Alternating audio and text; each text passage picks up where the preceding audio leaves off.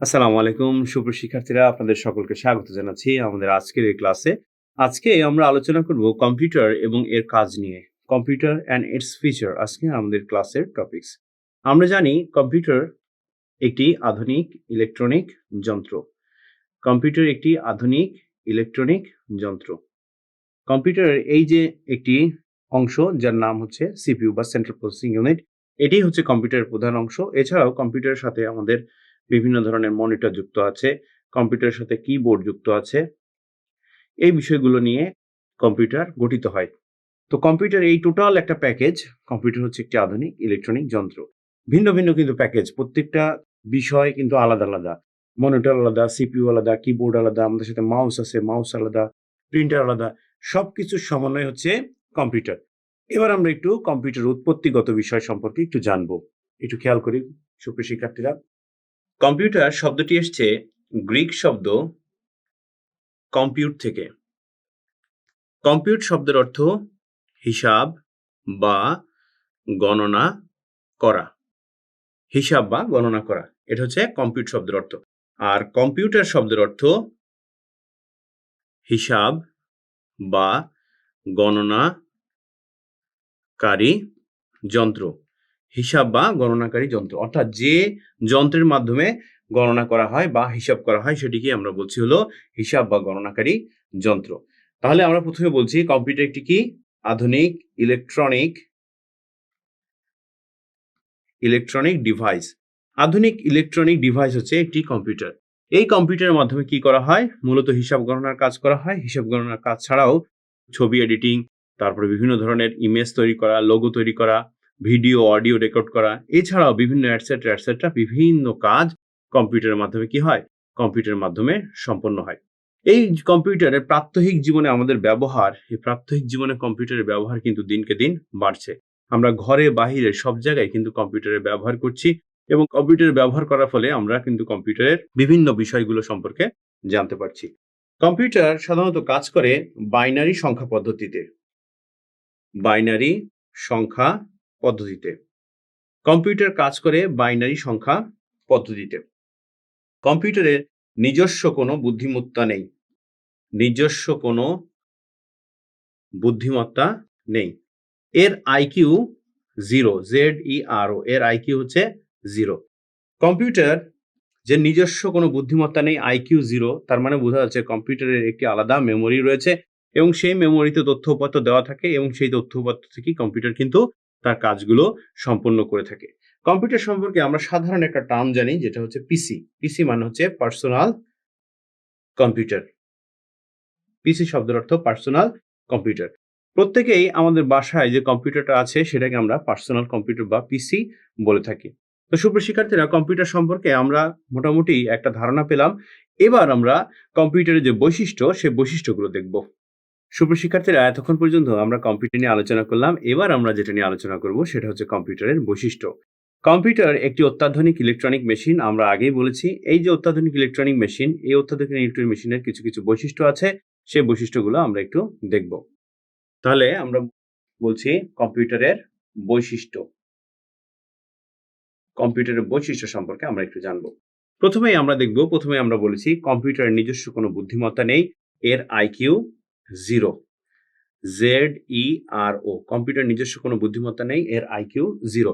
তাহলে যদি কম্পিউটারের নিজস্ব কোনো বুদ্ধিমত্তা না থাকে, এর আইকিউ জিরো হয়, তাহলে সেক্ষেত্রে কম্পিউটারের স্মৃতি ধারণ করার ক্ষমতা রয়েছে।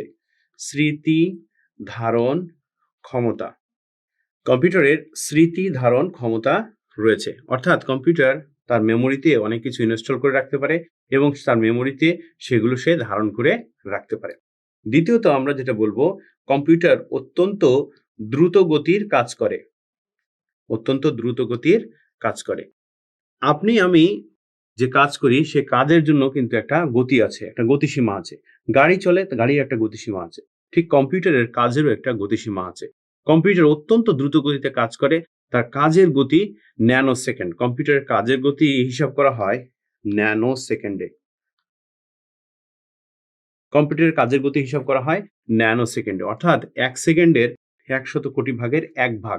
1 সেকেন্ডের 100 কোটি ভাগের 1 ভাগ যে সময়, অর্থাৎ 1 সেকেন্ডের 100 কোটি ভাগের 1 ভাগ যে সময়, সেই সময়কে বলা হচ্ছে ন্যানো সেকেন্ড। 10⁹ ইনভার্স সেকেন্ড, অর্থাৎ 1 সেকেন্ডের 100 কোটি ভাগের 1 ভাগ সময়ে কম্পিউটার তার কাজগুলো করে দিতে পারে। অর্থাৎ আমাদের চোখের পলক ফেলানোর আগেই কম্পিউটার তার কাজগুলো করে দিতে পারে। কম্পিউটার অত্যন্ত নির্ভুলভাবে কাজ করে। কম্পিউটার অত্যন্ত নির্ভুলভাবে কাজ করে, তার ভুলের পরিমাণ খুবই কম। নির্ভুলভাবে সাধারণত কাজ করে থাকে। মানুষ যে কাজ করে এবং কম্পিউটার যে কাজ করে, তার কাজের মূল পার্থক্য হচ্ছে মানুষের কাজে সাধারণত ভুল হয়, কিন্তু কম্পিউটারের কাজের সাধারণত কোনো ভুল হয় না, অত্যন্ত কম ভুল হয়। এই জন্য কম্পিউটারের কাজকে বলা হয় নির্ভুল কাজ, এবং এই নির্ভুল কাজ কম্পিউটার করতে পারে। নাম্বার 4 আমরা যেটা দেখব সেটা হচ্ছে কম্পিউটার অত্যন্ত সূক্ষ্মতার সাথে কাজ করে। সূক্ষ্মতা, কম্পিউটার অত্যন্ত সূক্ষ্মতার সাথে কাজ করে থাকে। সূক্ষ্মাতি সূক্ষ্ম কাজগুলো কম্পিউটার সম্পূর্ণ করে থাকে, এবং সেই কাজগুলো সম্পূর্ণ করে মানুষের কাজকে আরো সহায়ক করে দেয় এই কম্পিউটার। নাম্বার 5 আমরা যেটা দেখব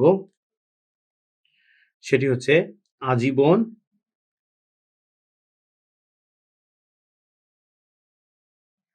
জীবনী শক্তি।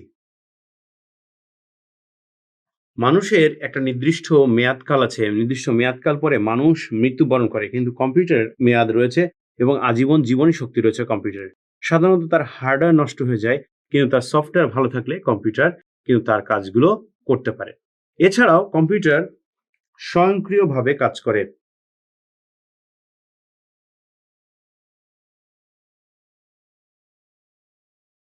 স্বয়ংক্রিয়ভাবে কাজ করে। কম্পিউটার স্বয়ংক্রিয়ভাবে কাজ করে থাকে, অর্থাৎ কম্পিউটারে যে প্রোগ্রাম ইনস্টল দেওয়া হয় সেই প্রোগ্রাম অনুযায়ী কম্পিউটার তার কাজগুলো সম্পন্ন করে থাকে, এবং এই কাজগুলো সম্পন্ন করে সম্পূর্ণ অটোমেটিক পদ্ধতিতে সে সম্পন্ন করে থাকে। এছাড়াও আরো কম্পিউটারের অনেক বেশ কিছু বৈশিষ্ট্য রয়েছে, যে বৈশিষ্ট্যগুলো আমরা পরবর্তীতে দেখে নিব। এবার আমরা যেটা দেখব সেটা হচ্ছে কম্পিউটারের কিছু লিমিটেশনস আছে, সীমাবদ্ধতা। কম্পিউটারে কিছু সীমাবদ্ধতা রয়েছে। প্রথমত, কম্পিউটার বৈদ্যুতিক শক্তি ছাড়া চলতে পারে না।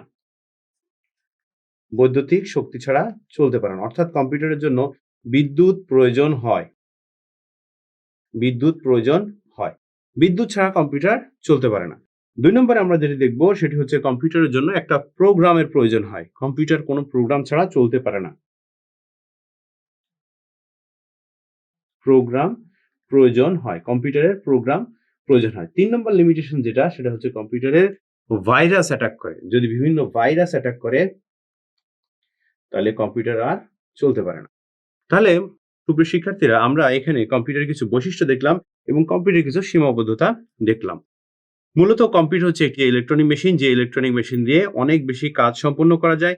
সেই ইলেকট্রনিক মেশিনের কিছু বৈশিষ্ট্য রয়েছে, আমরা সেটি দেখলাম। কম্পিউটারের স্মৃতি ধারণ ক্ষমতা রয়েছে, অর্থাৎ কম্পিউটারের প্রোগ্রাম ইনস্টল করে রাখে। কম্পিউটার খুব দ্রুত গতির কাজ করে। কম্পিউটারের কাজের গতির একক ন্যানো সেকেন্ড।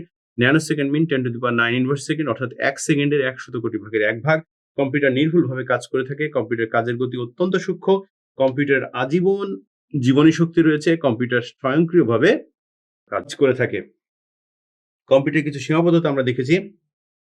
বিদ্যুতের প্রয়োজন হয়, বিদ্যুৎ ছাড়া কম্পিউটার কাজ করতে পারে না। আর কম্পিউটারের প্রোগ্রাম প্রয়োজন হয়, প্রোগ্রাম ছাড়া কম্পিউটার কোনো ধরনের কোনো কাজ করতে পারে না। আর কম্পিউটার যদি ভাইরাস আক্রমণ করে, তা ভাইরাস আক্রমণ করলে কম্পিউটার তার কাজগুলো সম্পূর্ণ করতে পারে না। তো সুপ্রিয় শিক্ষার্থীরা, আজকের পাঠ থেকে আমরা যা কিছু শিখলাম, এই বিষয়গুলো আমরা আরেকটু ভালোভাবে পড়বো এবং চাকরির জন্য আমরা ভালোভাবে প্রিপারেশন নিব।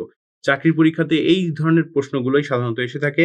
অধিকতর প্রিপারেশনের জন্য আপনি আরো একটু ভালো প্রিপারেশন নেওয়ার জন্য বই পড়বেন এবং অন্যান্য প্রতিষ্ঠান বা সহায়ক অন্যান্য কিছুর সহায়তা নেবেন। তো সুপ্রিয় শিক্ষার্থীরা, আজকের ক্লাস আমাদের এ পর্যন্তই। পরবর্তী ক্লাসে আপনাদের সাথে আবার দেখা হবে ইনশাল্লাহ। সে পর্যন্ত ভালো থাকবেন, সুস্থ থাকবেন। আল্লাহ হাফেজ।